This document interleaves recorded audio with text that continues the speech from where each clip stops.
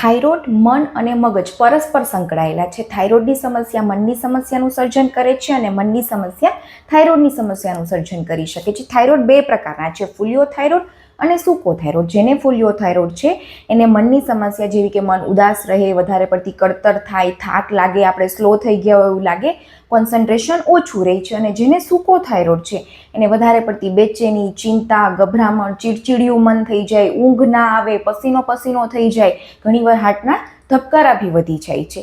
તો શું મનની સમસ્યા છે એ થાઇરોઇડની સમસ્યાનું સર્જન કરી શકે છે? તો કે હા, મનની સમસ્યા હોય છે ત્યારે કોર્ટિસોલ નામક હોર્મોનનું પ્રમાણ વધી જાય છે. એ થાઇરોઇડ હોર્મોનને વર્ક કરવા માટે જે રિસેપ્ટર્સ હોય છે એને બ્લોક કરી દે છે.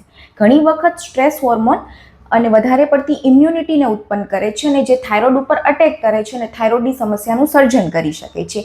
તો આ બંનેમાંથી બહાર આવવા માટે સાયકાટ્રિસ્ટ અને એન્ડોક્રાઇનોલોજિસ્ટ બંનેની સલાહ લઈ અને ટ્રીટમેન્ટ કરી શકાય છે.